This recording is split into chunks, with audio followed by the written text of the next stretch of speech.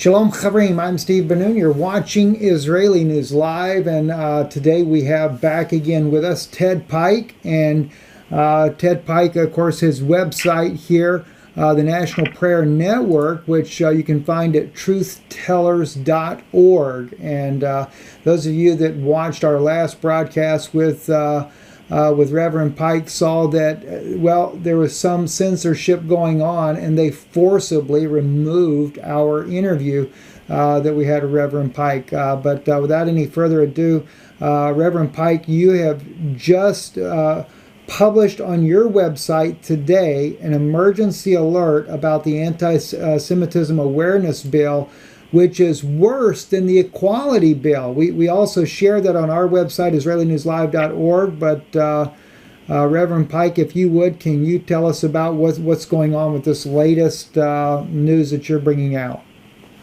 Yes, well, thank you so much, Stephen. First, I'd just like briefly to express my appreciation and congratulation to all viewers on Israeli News Live and Adam Green's show who called into the Senate Judiciary Republicans last June protesting the Equality Act. You, the listeners, along with the Ben-Nuns and Green, as well as Jeff Rentz, elicited calls flooding the judiciary throughout most of June.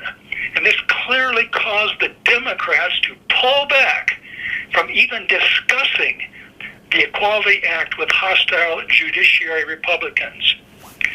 Yes, the Equality Act could move forward this fall, and I'll alert everyone at truthtellers.org if it does. But meanwhile, thanks to your protest calling and God's help, it is for now dead in the water. But we have a new, even more formidable threat facing us today. I'll tell you about it, so get paper and pen handy, because if we call again like we called last spring, I have no doubt with God's help we can also defeat it. Amen. Today I'd like to read portions of my extensive article now at truthtellers.org entitled Anti-Semitism Bill Worse Than Equality Bill.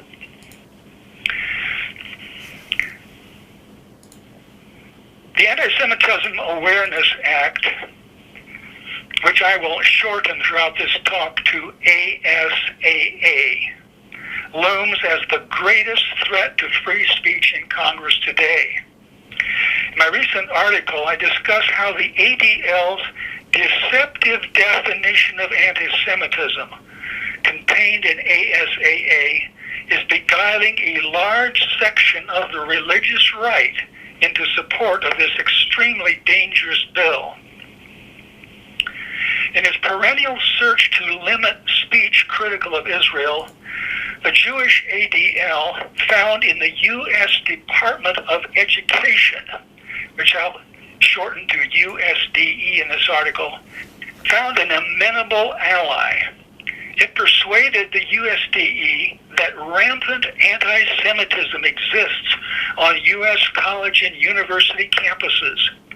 ADL alleges many cases of harassment of Jewish students. ADL says the only way to end such discrimination is through criminalization of offending students and professors, even educational institutions who tolerate such bias and intimidation. To do this, they have convinced the USDE that the definition of anti-Semitism created by ADL's front, the International Holocaust Remembrance Alliance, which I'll shorten to IHRA, plus the International Holocaust Alliance's 11 examples of what it considers anti-Semitic hate speech, should become the criteria of what is anti-Semitic worldwide. Thus, ADL, advising USDE, could create a veritable federal dictionary of what kinds of speech on campuses would be made illegal. IHRA's definitions of anti-Semitism, and there are about 14 of them, would be compared with definitions of discrimination set forth in Title VI of the Civil Rights Act of 1964. Any student or professor in violation of the above could be prosecuted under federal law by the USDE's Office for Civil Rights. ADL's preferred IHRA definition and its 11 examples are thus central to its Anti-Semitism Awareness Act. Now, back to how a huge section of the largely Pentecostal U.S. religious right has embraced the Anti-Semitism Awareness Act. Pastor John Hagee is infamous among truly Bible-believing Christians. He teaches heretically that pious, observant Jews, by virtue of Christ's covenant with Abraham, have assurance of salvation even after rejecting Christ. CUFI, with over 5 million members, I should say the Christians United for Israel, which I will shorten to CUFI, Christians United for Israel, with over 5 million members, has enormous clout. Hagee can easily muster 5,000 followers to descend on Congress in support of pro-Israel legislation.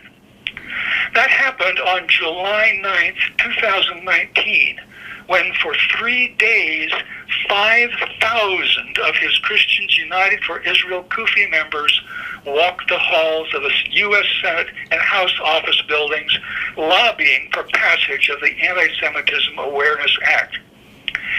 CUFI's website makes it clear that it fully embraces the IHRA definition of anti-Semitism as a powerful tool to silence critics of Israel on campuses.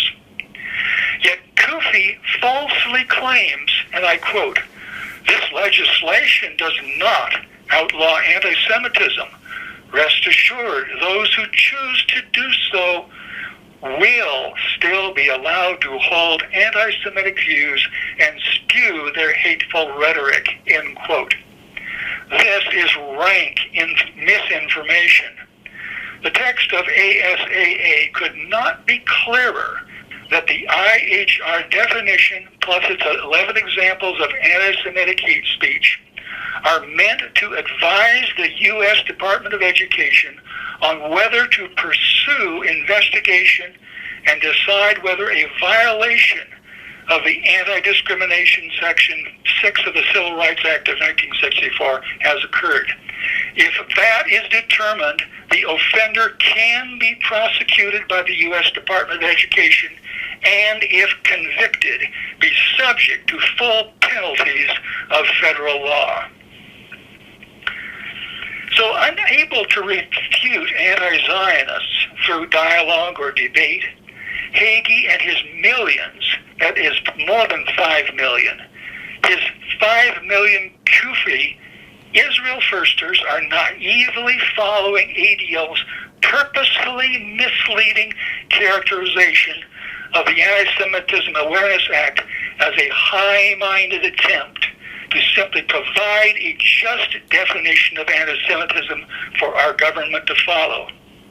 In reality, CUFI activists are powerfully helping establish a potentially Christianity-destroying ADL police state at USDE. It would be capable of persecuting, fining, and even imprisoning students and professors who love truth so much they become repeat offenders. Unfortunately, the U.S. State Department has now adopted the IHRC definition of anti-Semitism and its 11 examples as U.S. policy. It is doing its best to convince other nations to follow suit. Congress also passed a resolution, which is not binding as law, nevertheless supporting the IHRC definition and its 11 examples. At CUFI's Night to Honor Israel in early July, Hagee said, quote, "We need to fight this evil darkness until it is destroyed in our college campuses, Congress, in our churches, in our colleges and universities across our nation. Vice President Pence and Republican Senator Ted Cruz also encouraged the Houthi lobbyists with exhortation of no tolerance for anti-Semitism. So here is the International Holocaust Remembrance Coalition definition of anti-Semitism. Quote, anti-Semitism is a certain perception of Jews which may be expressed as hatred toward Jews. Rhetorical, meaning speech, rhetorical and physical manifestations of anti-Semitism are directed toward Jewish and non-Jewish individuals and or their property, toward Jewish community, institution, and religious facilities. Now, end quote. Now, there are at least three glaring problems that leap out from this definition. All three impact Christianity negatively. Problem one. First, it asserts that any criticism that has a history or potential of creating persecution, violence, harassment, or emotional trauma, in other words, intimidation against Jews or Israel, is anti-Semitic. The New Testament's Christ killers charge, ADL contends, is the single greatest cause of anti-Semitism and persecution of Jews for the last 2,000 years. Such lies, quote-unquote lies, ADL says, led to a climate of European anti-Semitism resulting in the Holocaust. Under this definition, eventually the New Testament could be banned as hate literature, as well as Christians adhering to the New Testament could be called enemies of the state. Problem two. The second problem with the IHR definition is that it doesn't allow criticism of Jews, Judaism, or Israel for reasons of conscience. In other words, moral reasons. It was out of the empowerment of conscience that the Hebrew prophets, Jesus, and his apostles criticized evil Jews, their evil leaders, and evil, unjust actions by the nation Israel. Problem three. The third problem with the IHRC definition is its claim that any criticism describing Jews as a quote-unquote collective, in other words, the Jews, is anti-Semitic. Yet there is no other term whereby the original New Testament Greek describes evil Jewish leaders and persecutors except in collective language, in other words, the Jews. The New Testament and those who will not deny it are thus again set up for criminalization. In the article I have written at truthtellers.org, I go on to explain ADL's 11 examples of anti-Semitic hate speech, which also will criminalize anyone who violates them. And I don't have time to go into that all right now, but you can get all of that right at the upper right-hand corner of truthtellers.org. So in summary, clearly what the Anti-Semitism Awareness Act proposes is an incredible scenario. A tiny foreign nation, Israel, through the discretions of its U.S. representative ADL, has power to criminalize U.S. citizens who sincerely, yet quote-unquote strongly criticize Jews or Israel. What is this but incredible chutzpah and presumption by ADL Israel, leading to the end of speech, free speech for Americans? Can it be that the blatant omission of any provision for sincere constructive criticism of evil Jews, Talmudic Judaism, or the State of Israel is the result of ADL's fundamental religious bias against the worthiness or qualifications of Gentile goyim to criticize God's chosen people? Ridiculous? Yet you may have to consider just a few of many alarming quotes from modern Judaism's most sacred scriptures, the Babylonian Talmud and Zohar, written by the ancient Pharisees. I've included these in my articles. I put in 2 complete pages of both the Talmud and the Zohar, claiming that Gentiles are animals, they are not human, they are vile, they are unclean, and so on. And by the way, that book that they're included in is my book, Israel, Our Duty, Our Dilemma. It's 345 pages, packed with intense documentation, and it's available for $24.95 postpaid at truthtellers.org. Now, as I start concluding this article, I have a warning to pro-Zionist evangelicals, and here's my warning to them. Over the past 20 years, especially in hardline hate law countries such as Holland and Scandinavia, UK, France, Australia, and Canada, ADL hate laws have criminalized and punished many for not just anti-Semitic hate crimes, but homophobic and Islamophobic hate speech.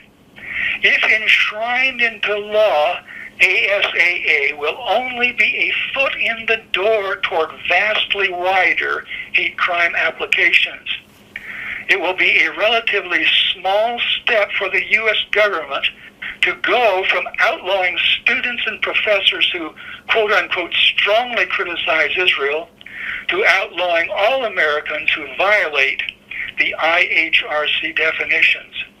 This includes those who criticize sodomy and Islam.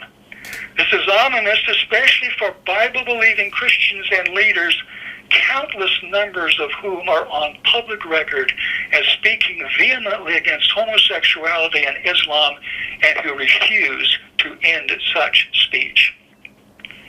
Now, I have another caption toward the end, and it says, ADL once into Christian churches.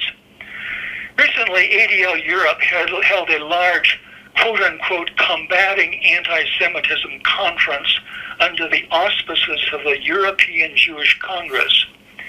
Pope Francis provided a televised statement of support. 2 disturbing recommendations from the conference stand out. First, ADL powerfully encourages church leaders worldwide to teach, as Hagee does, that observant Jews are equally empowered to attain salvation in heaven without Christ. Second, ADL insists that all Christian churches worldwide possess an ADL-friendly, quote-unquote, envoy. ADL says such a person should be in a position of church authority capable of firing, reprimanding, or driving from the church any Christian who expresses an anti-Semitic idea. This would include strong criticism of Israel or agreement with the New Testament that the Jews were primarily responsible for Christ's crucifixion. Jesus predicted that in the last days his disciples would be brought up to the synagogues for trial and judgment, Luke 21:12. Persecution of his church by Antichrist Jews distinguished the beginning of the church age and thus will also describe its end. This is because Babylon the Great is Israel, the mother of harlots, whom Revelation 17:6 says will be drunken with the blood of the saints and the blood of the martyrs of Jesus. The same rebellious harlot Israel, specifically identified over 85 times in the Old Testament, is ascending in power today and straining toward world domination, with 31 nations now having adopted the ADL IRHC definition of anti-Semitism and its 11 examples. International Zionism is rapidly moving toward enforcement of the IHRC definitions worldwide. If that happens, Israel will have acquired ironclad control of the speech of the nations. What can this mean by world control? And then I have a final note. Years ago, my friend, the late Michael Collins Piper, author, broadcaster, and veteran antagonist of ADL, told me the following. He was on a street corner in Washington, D.C., when his attention turned to a man standing near him. "Hey," he shouted, "I know you. You're Abe Foxman."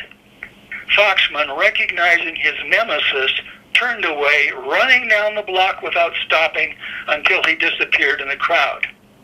Now, this is the way it should be. Not Christian leaders hiding from ADL, lest ADL smear them anti-Semitic. Rather, ADL, wrecker of civilization, running from honest Americans who finally recognize its conspiracy to end freedom everywhere. Here's how you can help get ADL on the run. Take action.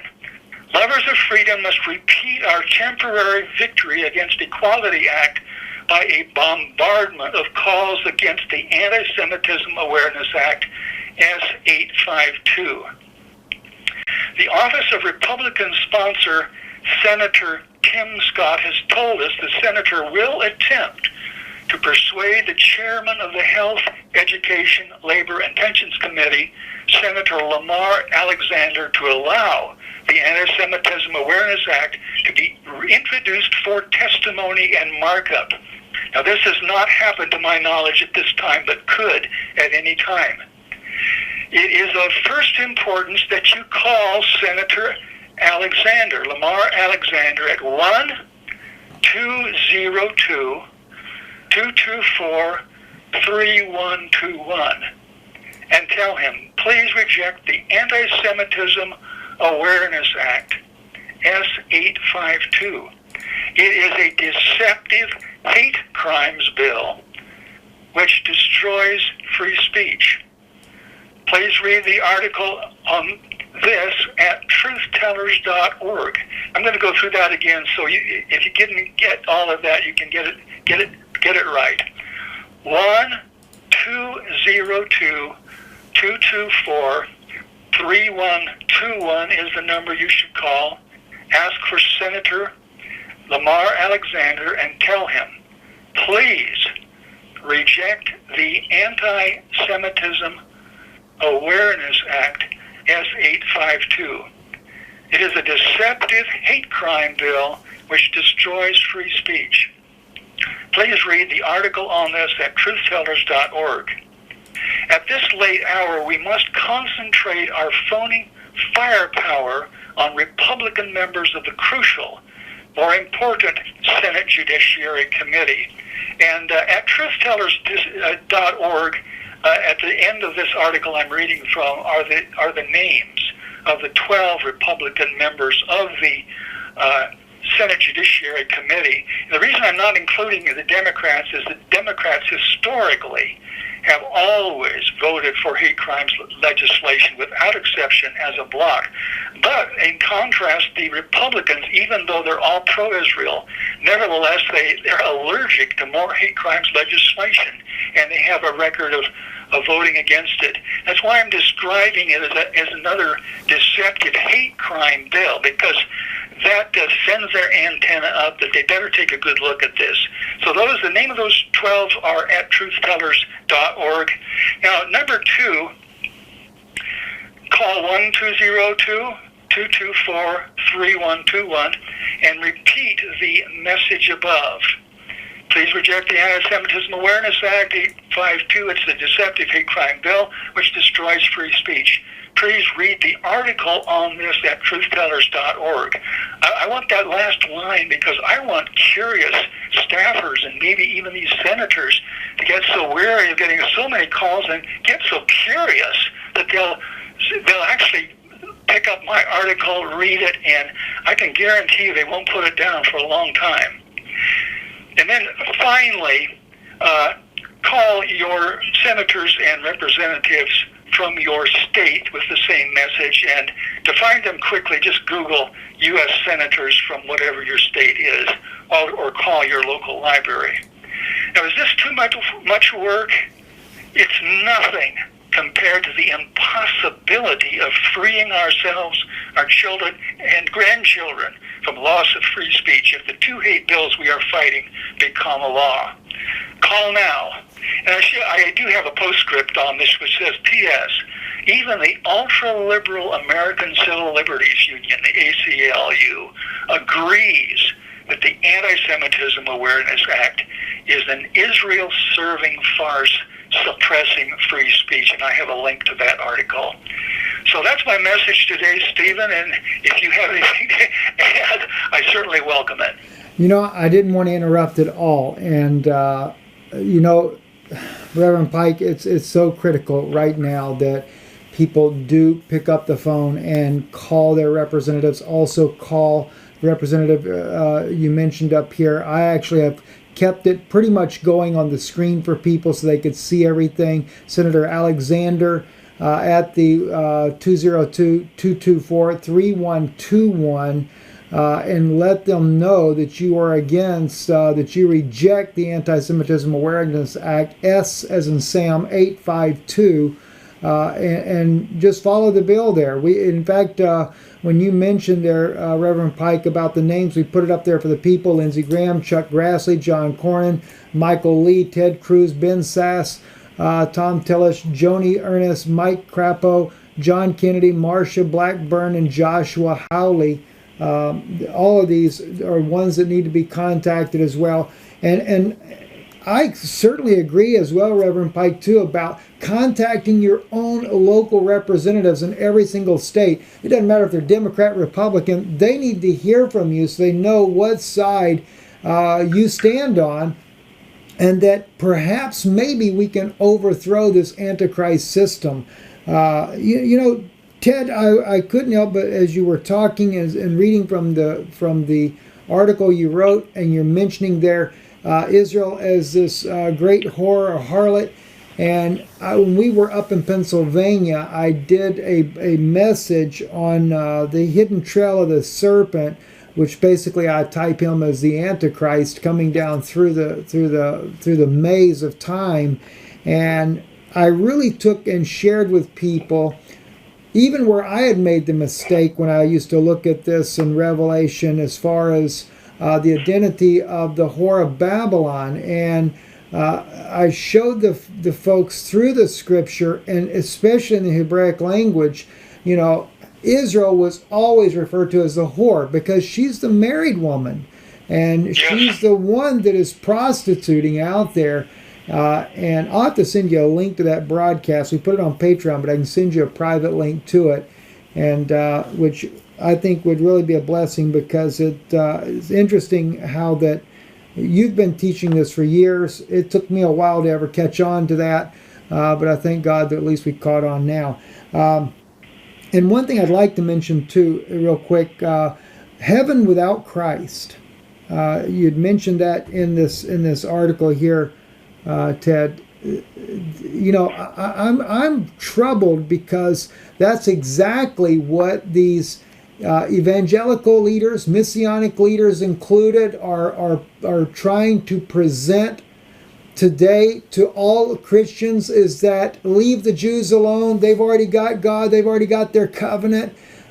Well, hello, the reason, oh my gosh, Ted, you know, the reason why, and I went into this weekend too, the reason why God had to bring out a new covenant, the Melchizedek covenant for Israel, was because the priest had totally perverted their Leviticus 21, or is it Deuteronomy 21, I believe it is, where God had given a command of how we were to conduct ourselves as the priesthood, and they totally destroyed it and were banned by God from ever standing in that position again. So we had to have a new covenant, and with a new covenant, well, you're not going to have an old law then. You're going to have that new covenant, which was a law in the heart. And they're taking the people away, taking them from Christ, the only salvation they could ever have, and they're taking it away from. These people are robbing the Jews, Reverend Pike.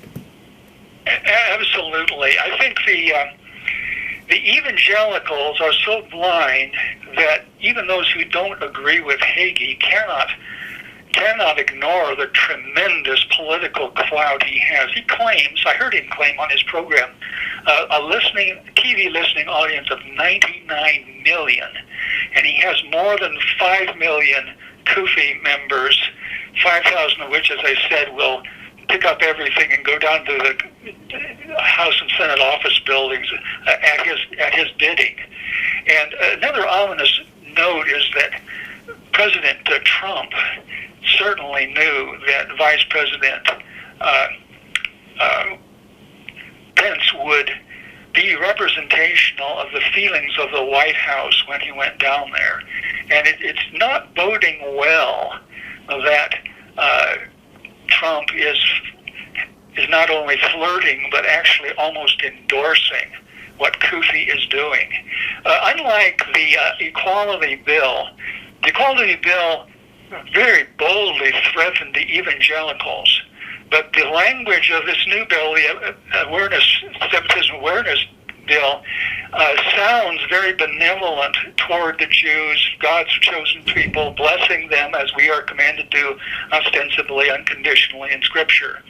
And so we're just pretty much standing alone in fighting this. I know of no other Christian conservative organization who is taking this seriously, but as I have tried to dramatize in this article, eventually there's a Damocles sword hanging above not only Christianity, but our beloved New Testament, which this bill does call anti-Semitic hate speech. And so we are really fighting for the fundamentals of authentic Christianity here as never before. Yeah, you know, Reverend Pike, Michael Brown on his program, he was doing a debate and with a Jewish rabbi, and instead of defending the gospel of Jesus Christ, he was in agreement of retranslating the New Testament so that it would be less anti-Semitic. I guess they don't like calling the Pharisees, which we know from several different Jewish scholars, the Pharisees are the Orthodox community of today. It doesn't like it when Jesus calls them serpents and vipers and hypocrites and everything else. So, but hey, if the shoe fits, you got to wear it. So, anyway. Yeah. We truly are in last days. The delusions of the last days that Jesus prophesied, in which we have to be very, very careful that we are not deceived. And right under our nose, for the last 100 years, the evangelical church has ignored that warning properly and have become total automatons doing anything the ADL wants, Israel wants. And the result is that we have built up Babylon the Great, which will eventually actually destroy the Christian church in this world. Absolutely. Reverend Pike, thank you for coming on, and we appreciate your time greatly. And guys, listen, those of you that are listening there, visit Reverend Pike's website. It is truthtellers.org. We actually got the book recently, Israel, Our Duty, Our Dilemma. And my wife's already read this book, and she's already told me, she said, you've got to read it. It's very important information that's written in here. So I don't promote things, but I just tell you, my wife, everybody asks her about a list of books to read. Well, Reverend Pike's book, Israel, Our Duty, Our Dilemma, is one of those on her list of books that you should read.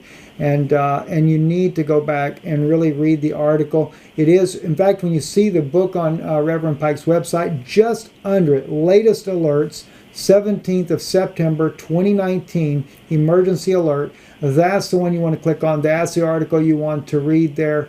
Listen, if you share it on your Facebook page or whatever, if you would link it back to Reverend Pike's website, because there's just so much more information that he has on there as well that I'm sure people would be blessed in being able to see that. So anyway, thank you, Reverend Pike, for being on with us today. Thank you so much, Stephen. God bless. See you then. God bless you, and God bless you for watching.